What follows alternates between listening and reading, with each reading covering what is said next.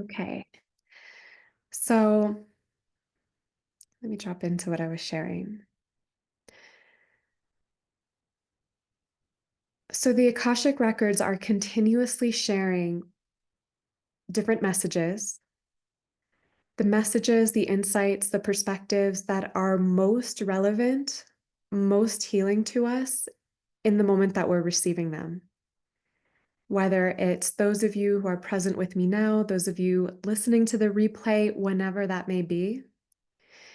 And some of the everlasting truths of the Akashic Records are those of love. They're always revealing love, they're always revealing unity, and they're always revealing possibility. So I feel like that's a big misconception that people have about the Akashic Records, that it'll tell you your future, it'll tell you your destiny, it'll tell you your life purpose as if you only had one limited linear life purpose. The reality is continuous expansion, continuous evolution. And as we evolve and expand, we are connecting ever more deeply to divinity. And as we connect more deeply to divinity, we are operating with more conscious, creative power, the power of divinity. We are remembering that we are extensions of God, of our creator, and we also have the power to create. So sometimes people ask questions in these sessions. They're like, tell me what to do, or tell me what my destiny is. What is my life purpose? It's the Akashic Records are infinite and eternal, and they reflect us. So as we evolve and as we shift, that shift is reflected in our Akashic Records.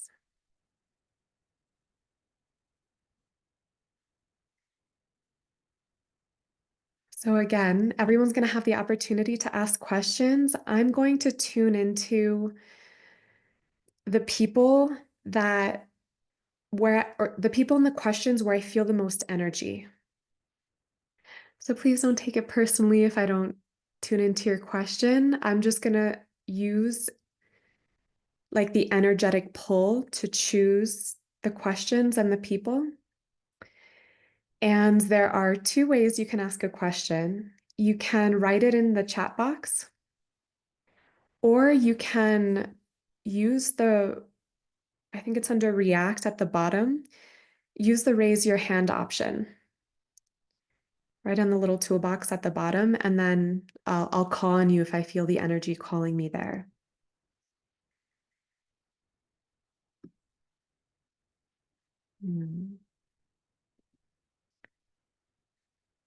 So I like to connect with a prayer. I'm going to say the prayer now. And together, we're going to start to cultivate the space, the connection to the Akashic Records. Ideally, the intention in this experience is for us all to be opening to receiving divine insight, divine perspective, new energies that come from God, that come from divinity, that support us in this human experience. And for you to open to receive those insights directly through you.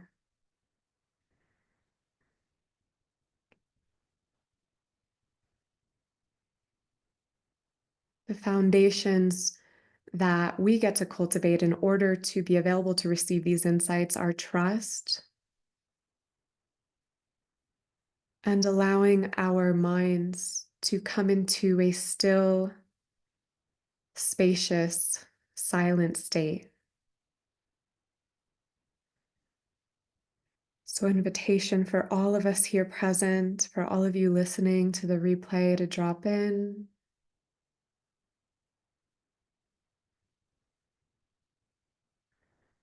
And to open to the possibility of connecting to the Akashic Records yourself. The Akashic Records are not just a tool for guidance or visuals or psychic insight. They also provide an energetic transmission that is deeply healing. that restores peace within us, that opens our hearts, and that opens our consciousness to the possibility of this experience of life. And sometimes all we need to do is open to receive that energy, to allow it to move through us, to transform the ways in which we are relating to life so that we can live according to the wisdom of the Akashic Records. This living according to this wisdom brings healing into our lives. It connects us to the spirit of love. It allows us to feel loved, to love others, to love ourselves, to love life. It anchors in trust in ourselves, trust in God, trust in life. And it opens up the pathways for a life where we're living with more joy, more ease, more presence, whatever it is we may be calling in.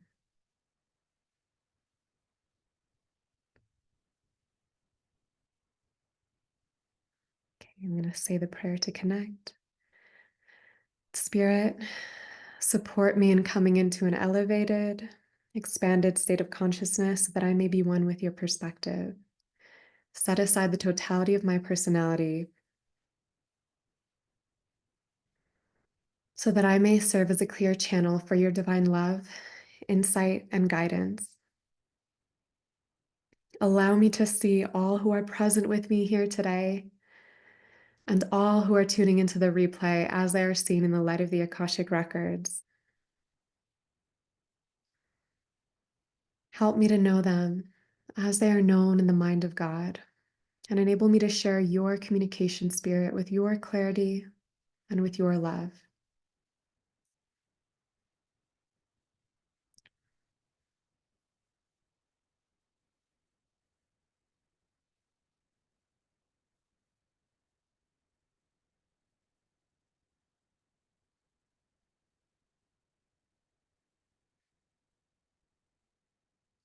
And so it is. The Akashic Records are now open. I'm going to share the first message that was coming through specifically for this group before me, and it was around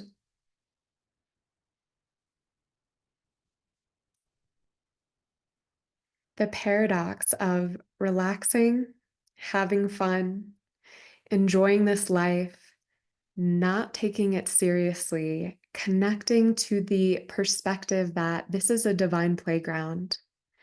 We have lived so many times before, we will live so many times more. We have these sacred, precious vessels, these bodies, these personalities that we get to experience this life through the lens of. And we do not need to take it seriously. We can bring more playfulness to it, have fun with it, and we can even bring the spirit of play and even like a different kind of enjoyment to even the darker, more challenging experiences. There are ways in which we can surrender to them, open to them, and bring the light of our consciousness to them, where we can be in the challenge. We can be in the process of death and rebirth. We can be facing our own shadows and still be connected to the spirit of peace, the spirit of play, the spirit of lightheartedness. We can expand to hold all of it all at once. So I was feeling that message coming through, like, don't take life so seriously, have fun, play. And then I was seeing the paradoxical, like the contradictory perspective of like, your life is serious. Every choice that you make is leading you in a certain direction. So it was like a simultaneous invitation to accept and embrace the power of all of the choices that you make. Even the thoughts that you think, the energy that you're emanating, the emotions that you feed and amplify within your own emotional body, all of that is shaping your experience of life. And your experience of life is important. It is precious. It is sacred. It is yours. It is your experience. So at the same time, like an invitation to take it seriously, to give it your all, to show up for it fully, really recognizing, owning, honoring your power to direct, to lead your life. In this present day experience of life as a human here on earth, right now, there are so many different energies and perspectives and streams of consciousness that we can play with. There, there's the potential to feel like we are living in the greatest time ever, and there is more consciousness and love streaming onto the planet than ever before, and we're healing at an accelerated rate, and humanity is evolving, and we're coming together in new ways. And there's so much possibility for our lives. Like hundreds of years ago, we were really like caged to kind of one way. And now there's so many possibility for like our business, our life purpose, the way in which we create a family. Like even that is radically different now. There's so much more openness and so much more possibility. So we can play with those energies and celebrate that. And then there's also war on the planet, and there's an earth that is polluted, and she's acting out in different ways. We've had hurricanes and we've had floods, and there's just so much going on. It's like so much going on.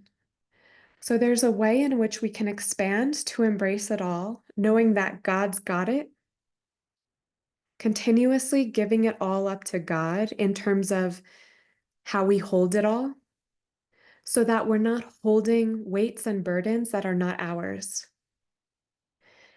And simultaneously recognizing that in this divine playground that we call life, this human journey, there are various different streams of consciousness that we can attune to and flow with. And there are different belief systems that we can adopt. There are different perspectives that we can give energy to. And they're all equally as valid. None of them are right or wrong. However, some of them are in greater resonance with the truth of God, with the overall perspective of the Akashic Records, which is love, which is unity, which is possibility. And when we adopt those perspectives and fill our minds with belief systems that reflect the insight, the perspectives of the Akashic Records, then we open to having a more heavenly experience of life, where there's more peace, there's more fun, there's more joy. We experience miraculous healing. We are equipped to let go of the past, let go of the karmic cycles of the past, and we can start to open to what is actually available to us here. Ultimately, living according to the wisdom of God, the wisdom of the Akashic Records, is simply living with consciousness. And when we're living with consciousness, we get to create the life that we prefer. We get to experience what we prefer. But it's a preference that is rooted in your soul. What does your soul prefer? Not necessarily what does your ego prefer in order to feel loved, or in order to feel safe, in order to feel significant, because the soul knows it already is loved and safe and significant, and it doesn't need an external manifestation to offer it that. It's the ego that seeks to create certain life circumstances or manifest certain experiences in order to fill a void or to feel loved or to feel special. Hmm.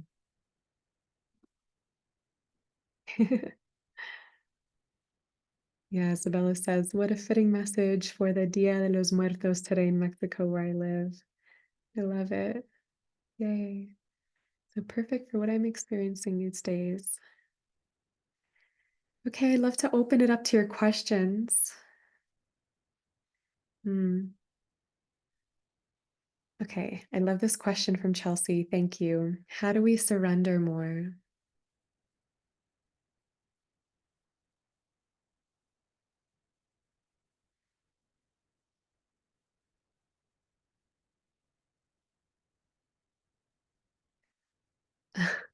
The first message that I got was to pay attention to how you're feeling, because in surrender, in letting go and flow, it's like a like it's a relief and it brings peace.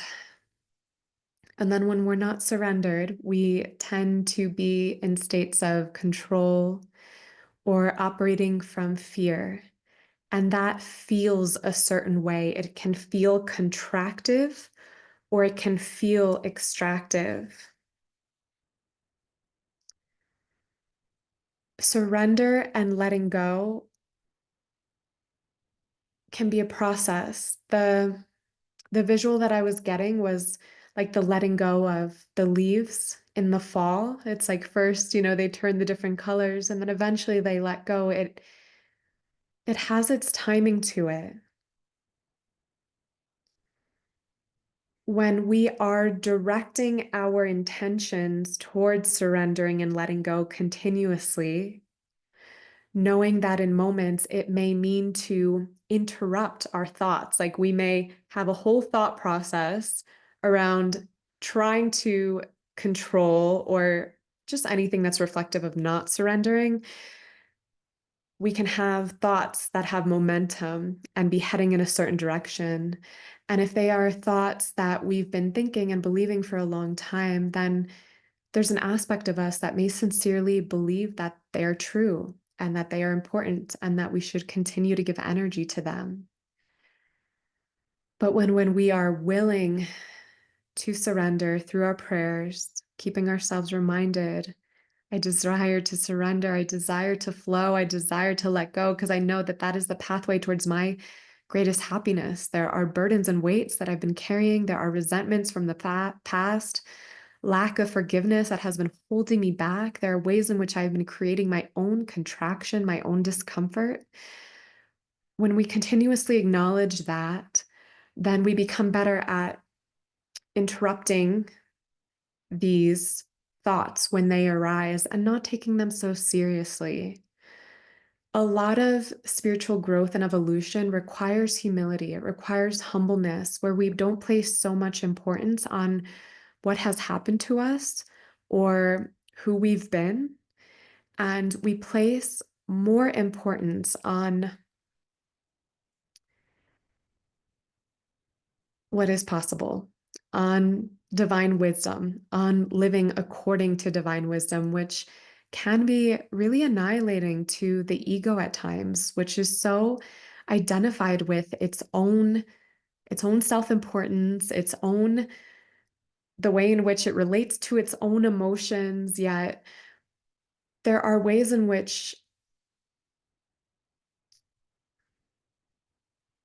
let's see how I can word this, our emotions, like when we're experiencing more challenging, difficult emotions like anger or hurt or resentment, these emotions are divinely designed to transform us. They're very fiery and they can burn away what no longer serves us and support us in creating boundaries that support healthier relational dynamics, whether it's our own relationship with ourselves, our relationship with life, an aspect of life, or our relationship with others.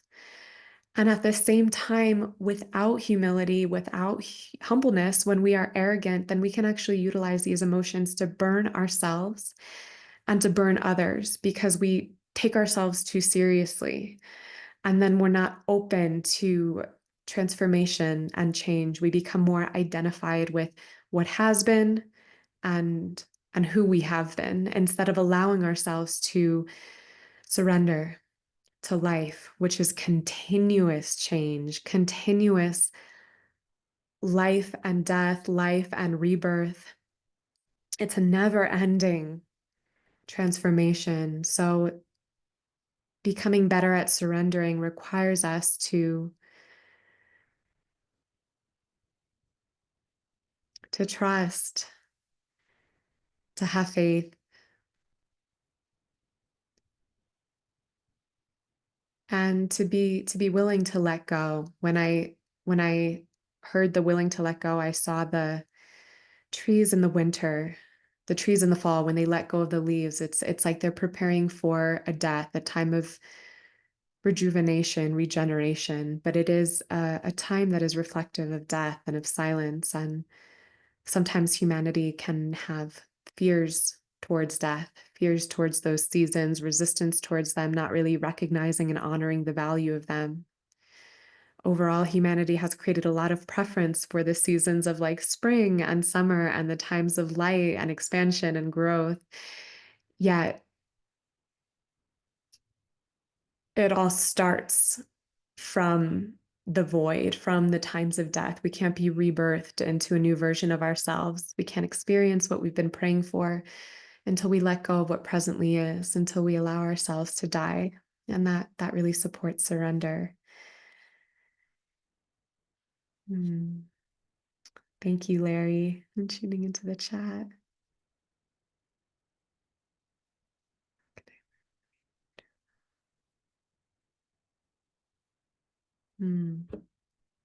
Okay, I'm tuning into this private message I received. How can I live a life in greater love, joy, prosperity, and ease? How do the Akashic Records see God? I love these questions. I'm going to start with how do the Akashic Records see God? The Akashic Records have an infinite number of perspectives of God because humanity, creation, has an infinite number of perspectives of God. God can be seen as the source of all. God could be called source. God is also the spirit, the energy that animates all, that gives life to all. From one perspective in the Akashic Records, we are all seen as aspects of God, and we are all divinity itself. And then from another Akashic perspective within the Akashic Records, we are individuated from God. We are the children of God, the creations of God, just like, when a mother gives birth to her baby, they were once one, and now they are these individuated beings. From another perspective within the Akashic Records, we are now individuated from God, and we are now experiencing life through the human mind, which is limited in its perspective. Meanwhile, God is all knowing and all encompassing, and we presently are not. So from another perspective, we are separate from God. And it's important to expand our consciousness, to embrace these paradoxical, contradictory perspectives in order to truly live from spiritual wisdom and to have an understanding of the nature of life and the nature of the Akashic Records. Because there are many different perspectives of God from within the Akashic Records, there may be different seasons in our lives where we are adopting different perspectives and experiencing God in different ways. I personally had a season where I was playing around with the idea of being an extension, an expression of God, and developing a level of self-responsibility for my own life where I saw myself as the source of the manifestations of my life, of whatever it is that I was experiencing. And this was deeply healing for me at that time because it encouraged me to continuously look within as the source for whatever I may be experiencing and look at myself as having dominion over my own mind, my own energetic body, my own emotions, my own physical body, and then bring healing and well-being into my life by seeing myself as source, by owning my power as an extension of divinity. Over time, I started playing around with the perspective of God being my heavenly father and Mother Earth being my divine mother, my earthly mother.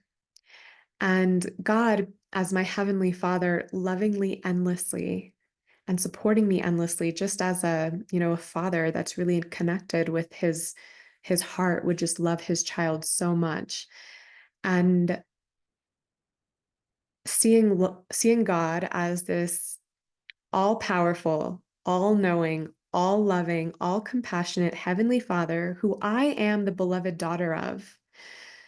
And in that season, as I played around with that perspective, I got to play around with the experience of feeling like everything was taken care of. I didn't need to work so hard to make things happen for myself because I have this Heavenly Father who I'm connected to, who loves me endlessly. I am his child, and he is capable of miracles, and he performs miracles on my behalf. So I can rest. I can let go. I can live in peace. I can surrender control and live with trust and with faith in life because I am loved and I'm provided for. I have my Heavenly Father and I have my earthly mother. So that's another perspective of God that we find in the Akashic Records that a lot of people play with, like my Lord, my Heavenly Father.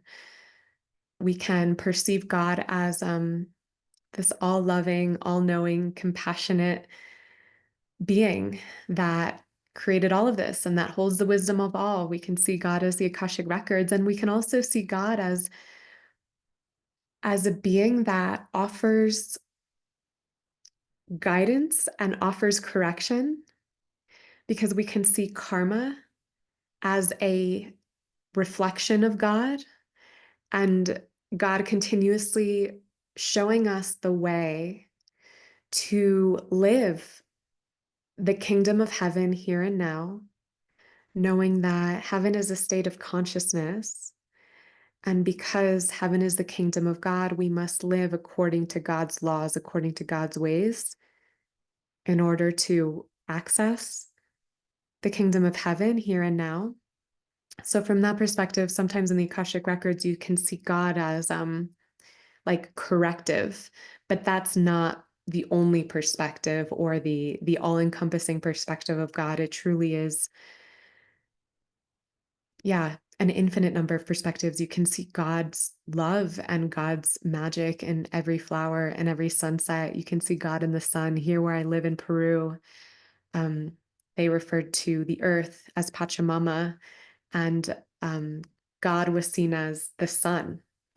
And also, God was seen in the mountains because the mountains were this protective force that provided all of the streams, which then provided the water and provided the fertility for the valley, which is how people grew everything. So that's how they saw God. And all those perspectives they're all there in the Akashic Records because everything that has ever been and is and could be is within the Akashic Records. Mm.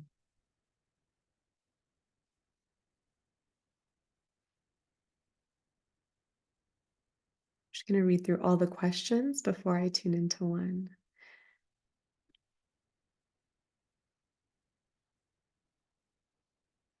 Mm.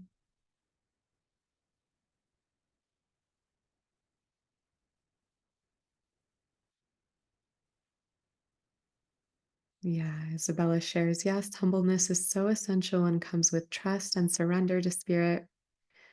The spiritual ego can be very tricky to be aware of because it's so subtle. Mm.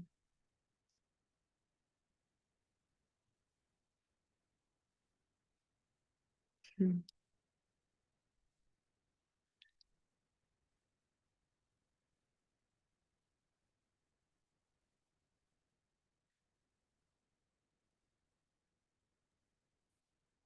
Mm. I love this question. I feel energy around it.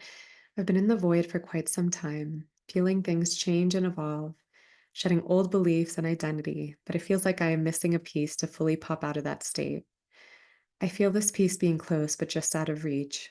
Any insights for this state of life? Yeah, the visual I was getting was when a baby, when a fetus, it's still a fetus, is in development in its mother's womb, it's like it doesn't need to reach for the final stages of its development. It simply allows nature to to create its body. And then when it's ready to be birthed. And I saw, like, instead of, yeah, but just out of reach, not necessarily reaching for anything, but instead finding peace and trust and faith within whatever process or state you are currently in. There are ways in which humans can elongate these times of the void or these times of death by resisting them, by judging them, by thinking that there's something wrong while I'm in this state. The more that you can enjoy the journey, no matter where you're at in the journey, and find peace within it, the more quickly things can come together, and the better you get at letting go what has been so that you can receive the new and start to live the new, embody the new, integrate the new, and be filled with the new. Mm. So it feels like divine timing, trusting divine timing. I love that question. Mm.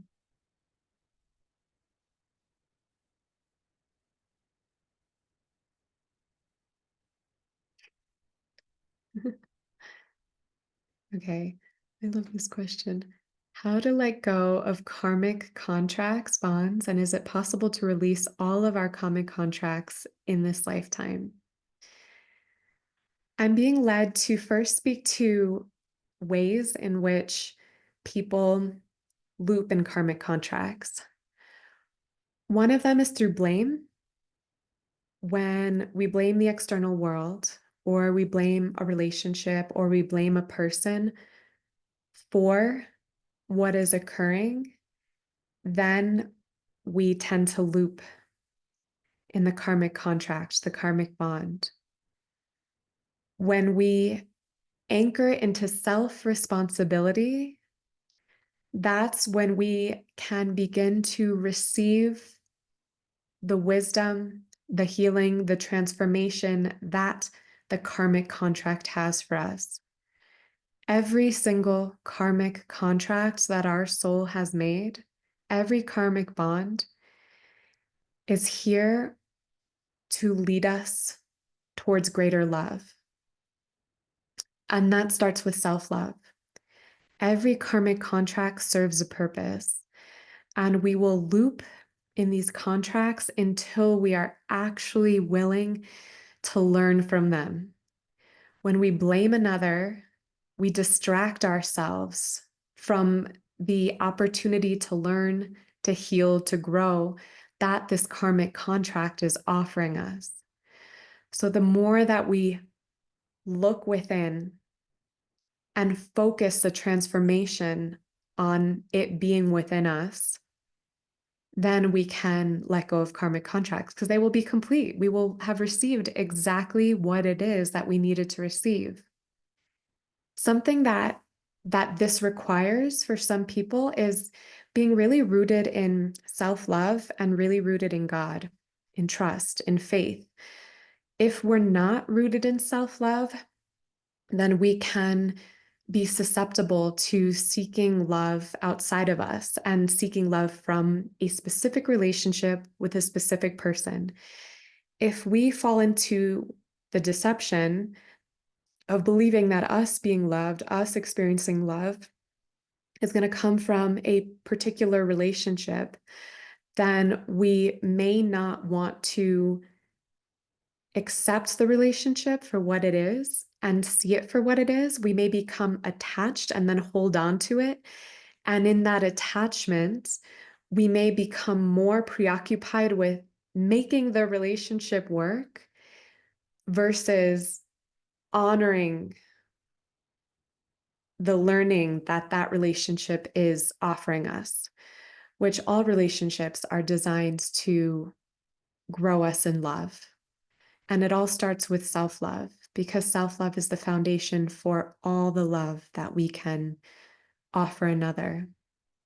So sometimes to let go of karmic contracts, we have to be willing to source love from within and from God instead of a specific person, a specific relationship. We have to release expectations that a relationship look a certain way so that we can actually be transformed by the karmic connection. And then, is it possible to release all of our karmic contracts in this lifetime?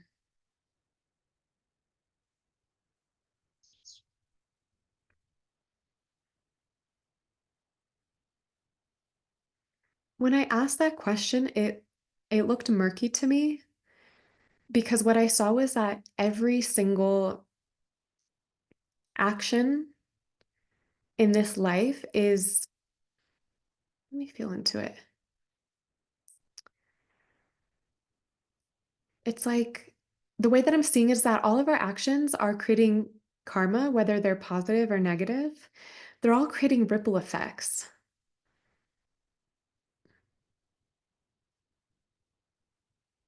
And it feels like it's important to honor karmic contracts and karmic bonds for what they are, which are these really divine opportunities for learning and liberation, and simply relate to them in that way. Yeah, because I don't know the answer to that, whether it's possible to release all of our karmic contracts in this lifetime. I'm not receiving particular guidance on that. Thank you for that question.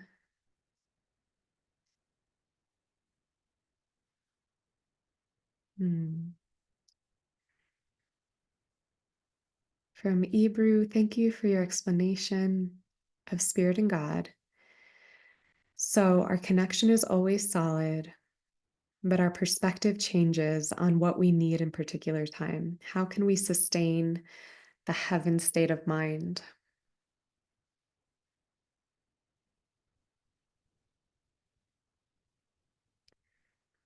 What I saw and heard was through our mind reflecting the mind of God continuously. And the mind of God perceives all through love, through unity, and through possibility. In order to, yeah, sustain the heaven state of mind, we do need to be patient with ourselves and offer acceptance and grace and get comfortable with other states of mind because humanity has overall, we've strayed pretty far from the Garden of Eden, from heaven. And because at the end of the day, we are all one and we are connected, each and every one of us is working through our own discrepancies, our own ways in which we have believed the deceptions, the lies of separation, and are living accordingly. And the lie of separation gives rise to greed, to hatred, to war, to lack, to scarcity, to so many things that we're all working through in our own ways. And over time, as we evolve and grow, we can experience this heaven on earth mind more consistently for extended periods of time. And what I'm also being told and what I'm also seeing is that we will never entirely, while human beings on this planet, transcend duality. So if there's heaven, there's also hell, because what would be the significance, the meaning of heaven? How could we know what heaven was if we don't also have hell? So it becomes more about consciously traversing this life and guiding ourselves towards heaven while not needing to eradicate its opposite, hell, because we will never transcend duality while we are in these human bodies. So, a part of sustaining the heaven on earth mind is also embracing and integrating everything that is not heaven on earth. Mm. Does anyone have anything that they feel to share? I'm curious if anyone wants to share on video with their voice. Mm. You're welcome to. You can use the raise your hand option on the react at the bottom, just if you feel called.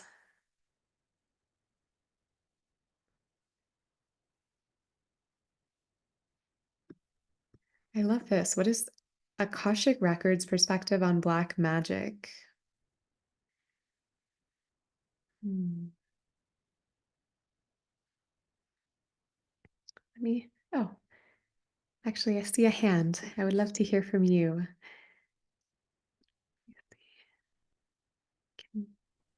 Okay, I just unmuted you. Hi, lovely. Hi there. I am like a bit of excited. So it's like very amazing to see you and also like have this talk. I saw you at Sahara Rose podcast and immediately like felt connected.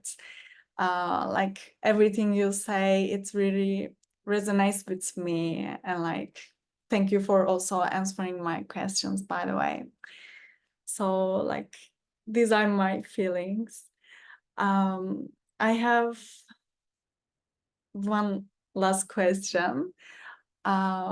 So how can we cultivate self-love based on Akashic Records? Also like self-worth, because like I want to know about its foundation and how can we like sustain it with love and with grace.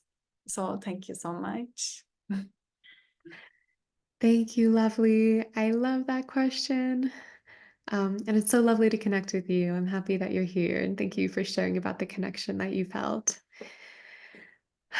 Okay, that is such a good question because I feel like that's like where we're all at in our own ways, how to cultivate self-love, how to value ourselves, honor ourselves.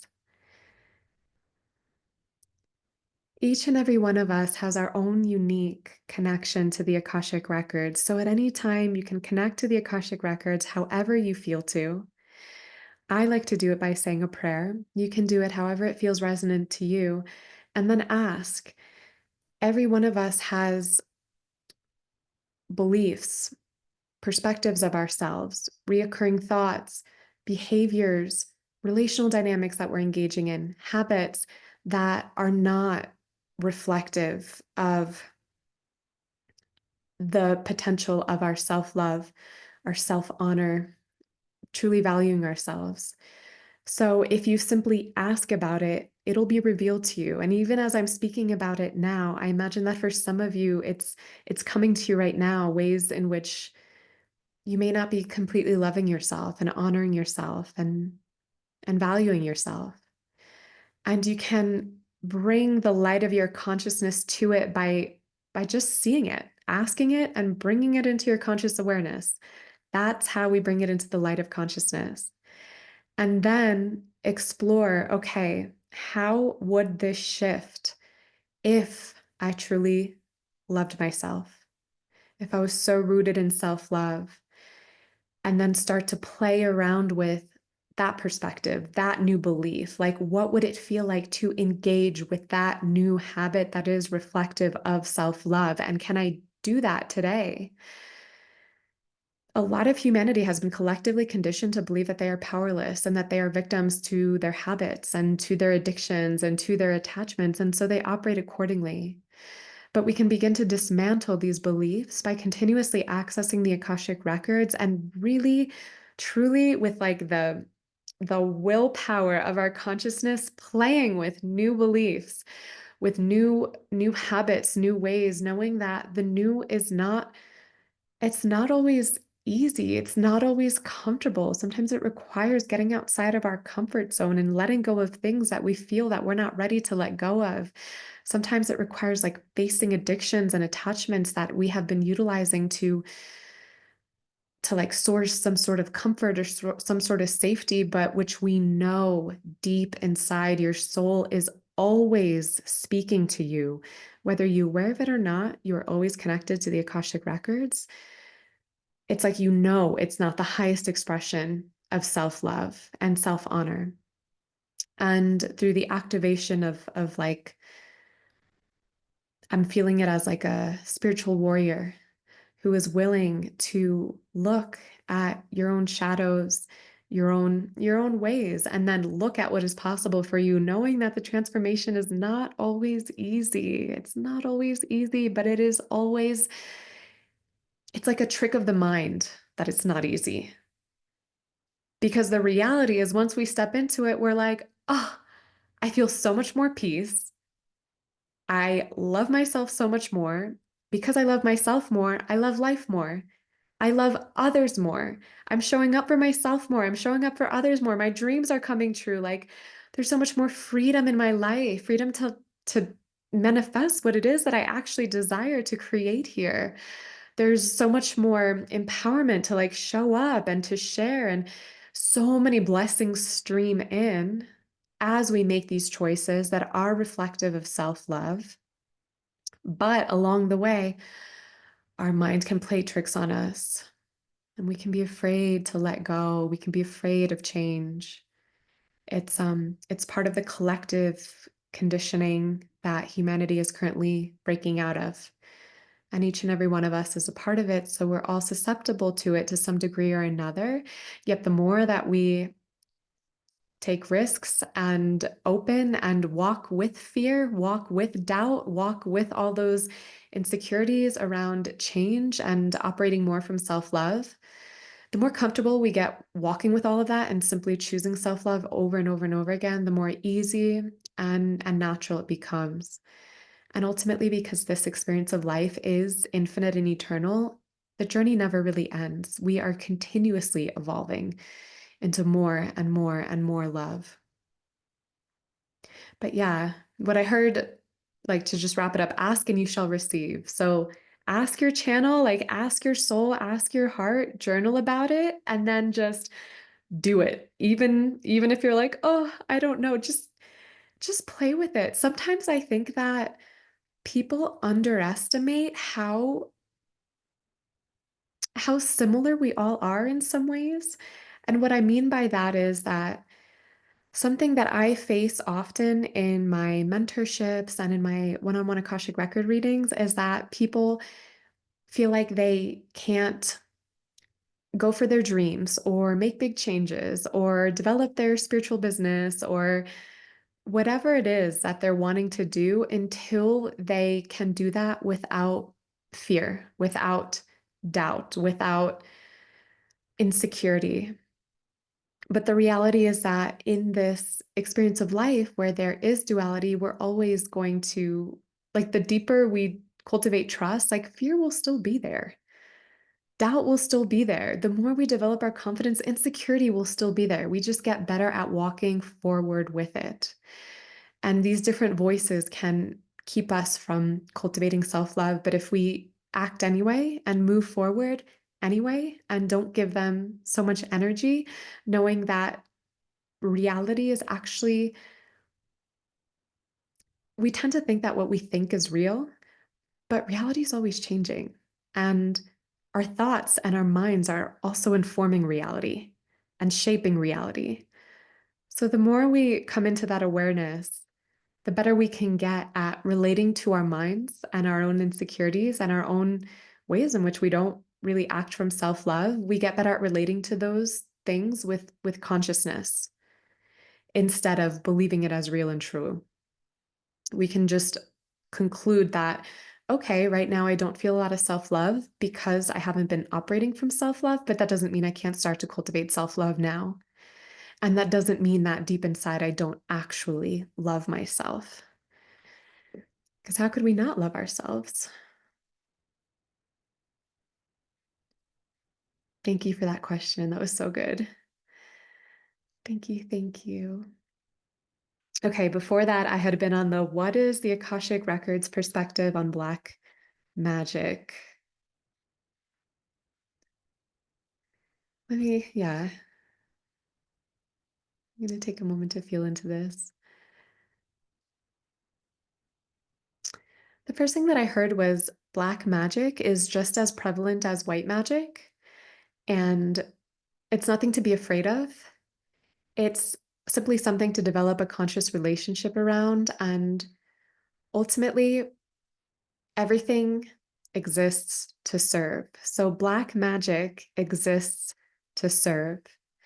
And when we are the recipients of Black magic, which it is a very real part of this reality, then it encourages us to become stronger spiritually, to align ever more with the truth of love and the truth of unity.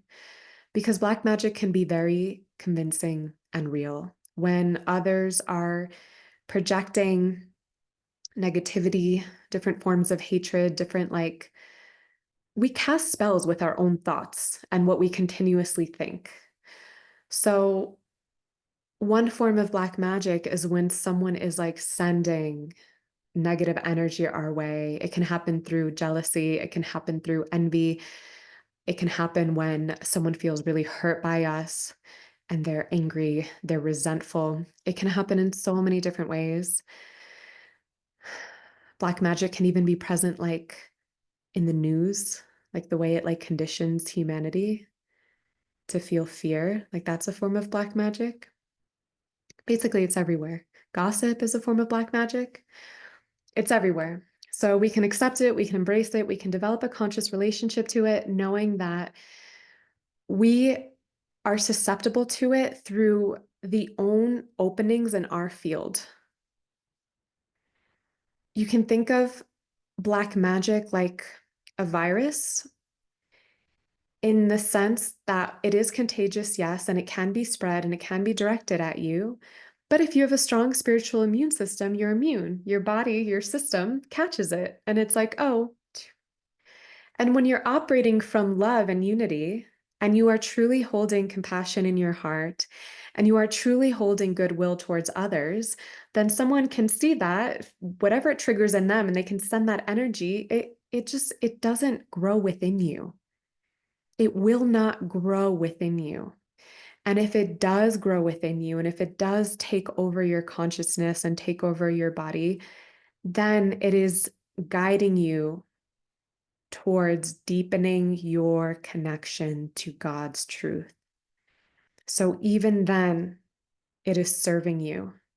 The only way to become immune is to develop our spiritual immune system. And that happens when we are strong and rooted in God's truth. I was also hearing that we can keep our fields clear. Ultimately, when Black magic really impacts us, it's because there's a match inside of us for it. And we can keep our fields clear by continuously forgiving, letting go, releasing resentments, bestowing blessings of goodwill upon others, and continuously doing shadow work. We have to develop a really healthy, conscious relationship to our own inner shadow, to our own evil. Because if there's evil in the world, there's war in the world, then there must be at least traces of it within us through the law of unity. The more that we develop a relationship to our own evil, our own propensities towards war, our own propensity towards aggression, antagonism, our own propensity towards Black magic, then we develop consciousness. We can see it. We see it first in ourselves, and then we can see it in the world. And then we can see when it's coming our way, and then we can not be affected. We already have a conscious relationship to it. And we've already forgiven it, because when we see it, when we're willing to see it within ourselves, we can accept it. We can embrace it. We can, what I saw was this vision of embracing it in the light of our own compassion, knowing that these things come from hurt. They come from insecurity. They come from feeling unworthy. They come from pain within. And so when we see where it's coming from, it loses its like sense of like evil and like darkness and scary. It's more like, oh, like there's like an innocence there. It's like, oh, there's pain there. There's like, I see where that hatred is coming from. And like, I get it. I'm human. I've had my own version of that. And then when we have that kind of relationship to it, we just don't even need to dabble in it so much. Like it can be all around, but it's not really in our consciousness. It's not really in our experience so much. It's someone may gossip to us and we immediately clear it, just knowing like, oh, that's a form of black magic. I'm not going to give that energy. And ultimately, we do need to discipline ourselves to not give it energy in order to, related to that other question, cultivate that heaven on earth mind. Because anything we engage with, anything we project towards the others, inevitably comes back to us. Always.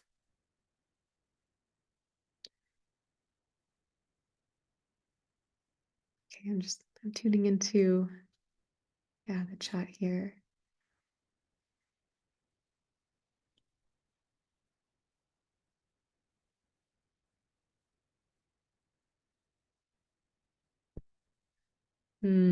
Yes, even Zen masters have acknowledged their own shadow. I remember hearing someone share recently that the most dangerous people are those who pretend they don't have a shadow, that they're all love and light. And it's true because then when things arise within them, they will be prone to projecting it onto others instead of taking responsibility for what is within. And then they tend that it could like create a hierarchy of like, I am above. But the true teachers know that everybody is their teacher. The true teachers are the greatest students.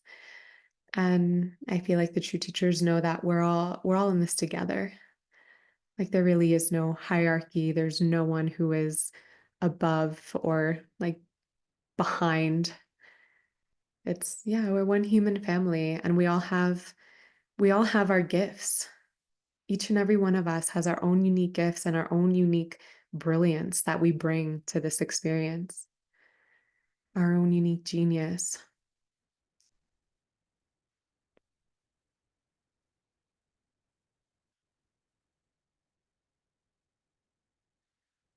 So here Michelle asks, how can we learn to forgive our own shadow and darkness so that we can let it go? It's what I heard was that it's less about letting it go and more about accepting it as a a part of this human experience. Through acceptance, through embracing of it, we can have a conscious relationship to it. We can never really eradicate it.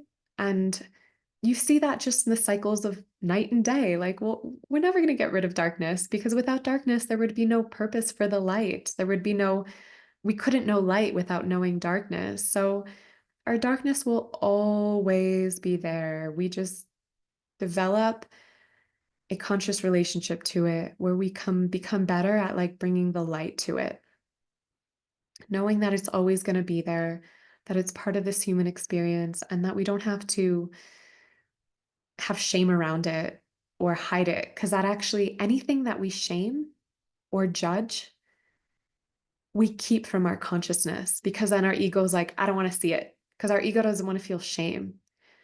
But if we expand into unconditional love and unconditional acceptance, knowing that the true judge of this experience of life is God. It's not us. So we don't have to judge what's within us.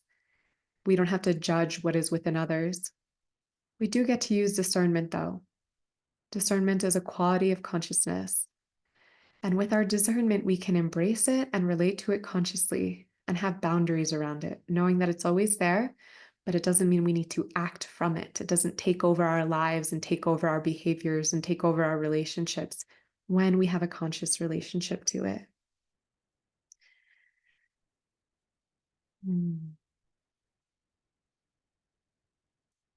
Okay. I we are at the hour mark. So I'm going to complete for today. I loved all of your questions. Thank you, thank you, thank you. I'm going to see if there are any just general messages that want to be shared. There's a message again around having fun. I really feel like this is specific to all of, or to most of you, to many of you, to like opening to the spirit of fun. There's something so healing about the spirit of fun that deeply supports the integration of all of these Akashic energies. Hmm. Yeah, and I would also love to share an invite with all of you. I have an online training called Akashic Metamorphosis. We're going to start. I've been sharing this training for, I think, 8 years now. And we are starting again in January. And I have a really big special happening for the training if you want to join. That is going on until I think November 11th. So you still have 10 more days to register with bonuses and a big discount. I would love, love, love to welcome you. This training has been, this practice has been absolutely life-changing for me. And truly anyone can access the Akashic Records, and it brings so many gifts and blessings into our lives. Like I was in the Akashic Records all morning today, moving through just some anger and hurt from like some betrayal in a relationship. And I was just in awe of like, I was in my human emotions and then I opened the Akashic Records and it's like, oh, everything's all good. But when we're not accessing the Akashic Records, we can like stew in these things, but it's entirely unnecessary. It's just like what we learn from other humans. And then we do it ourselves. And then we create like these extended states of suffering and pain for ourselves. But then when we access the Akashic Records, it's so liberating. We receive this enlightening perspective. We connect to the truth of love. We realize that like everything is here to serve us and everybody is ultimately a teacher for us. And every external reflection of betrayal is actually a self-betrayal that is deepening our connection to our self-trust, to our intuition. It's like a valuable gift. It's not like a pain that we need to loop in. And yeah, endless gifts from this practice. It's been a decade now with the Akashic Records for me, and so much has healed for me in my personal life. I came to this practice with, I used to, man, I have like such a dark history. I used to be a drug addict. I was addicted to opiates. I had an eating disorder, abusive relationships, like perpetually broke, like just living in poverty. And just through this practice, everything healed. One of the biggest miracles for me personally was the way in which it heals the eating disorder. I'd had an eating disorder since I was a child. I was binge eating and purging. And I had gone to so many professionals to try to heal it, but a lot of like the collective kind of idea of bulimia is that it's a pathological disease, it's a disorder. So people relate to it in this way, and they relate to it as a problem, as something bad, as something wrong to you. So when I would seek help for it, I would feel those projections and I would experience that shame. And that shame just perpetuated the idea that there's something deeply wrong with me, deeply wrong with me. And then the eating disorder would get worse and it wasn't working. And then the first time I asked the Akashic Records about it, I saw the innocence of it. I saw how like the binge eating was this desire to connect with love, to connect with pleasure, to feel loved by my mother earth, to receive her nourishment, to like that's really what I was seeking. I was seeking to like receive comfort from overwhelming emotions. I just saw all the reasons for it. And then the Akashic Records were like, okay, you don't need to stop binge eating and you don't need to stop purging. What you need to do is next time you go to binge eat, don't call it binging. I had so much shame around the term binging. What I heard was don't call it binging, call it goddess feasting. And go get your favorite foods and just create like this spread for yourself and just enjoy it and full permission to binge. And then when you go to throw it up, think of it as like an ayahuasca purge, like a plant medicine purge. Like say a prayer for what you are releasing and then purge it out. I used to like stick my fingers down my throat to make myself throw up. And like, I think I did that like I don't remember. It must have been like 2 or 3 times. And then I literally never purged again because I had eradicated all the shame from it. I had brought so much love to it. I had brought so much consciousness to it. And for me, it felt like a miracle because it had been a decade of like, over a decade of just like obsession, trying to heal this like disorder, this thing that was so wrong with me. And all it took was like a few Akashic Record sessions to be like, oh, and I'm done with that. Because the Akashic Records know like the pathway to healing and how to like actually provide the love, the self-acceptance. Like I needed to realize there was actually nothing wrong with me in order to act like there was nothing wrong with me. And I needed to understand the innocence behind the eating disorder because I had so much self hatred and self blame and self resentment, and I hadn't forgiven myself. But once I saw the innocence, it was like, oh, I get it. Like, I get why I would do this. And I think everybody has their own things that they may be holding on to and perpetuating unnecessarily because they haven't yet embraced the innocence. They haven't yet brought consciousness to the why. They haven't yet anchored in how lovable and worthy they are and like adopted a perspective that actually supports healing. And the Akashic Records does exactly that for us. So, yeah, thank you all for being here today. You are invited to join the Akashic training if you feel called. You're welcome to email me about it if you want to get on a call around it. And I also have a retreat coming up in December. I have another one in February, but we also have one in December. It's here in Peru, where we're going to be working with the Akashic Records as well as Wachuma. Wachuma is like my soulmate plant medicine that has also been so deeply healing for me. And I have a special around that as well. So please message me if you are interested, as I would love to welcome you. I'm so grateful to all of you for being here. Tune into the chat. Oh, yay. It's a wonderful training, life-changing for me, says Flavia. I'm so glad she's in this year's Akashic Metamorphosis. And Fada as well. I so encourage everyone who feels to join. And so life-changing for me too. Nikki was with us last year. Thank you, Daniela. I highly recommend her Akashic Metamorphosis training, life-changing.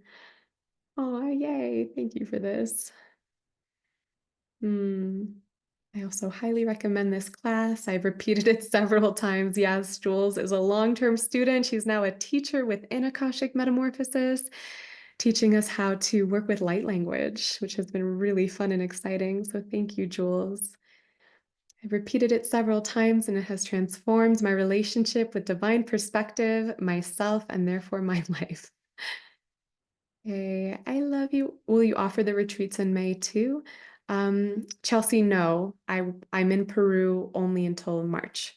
So I have the December one and the February one, but I am feeling into hosting in Europe in the summer. So that's a possibility. Yeah. Okay. Thank you, Spirit, for this sacred transmission.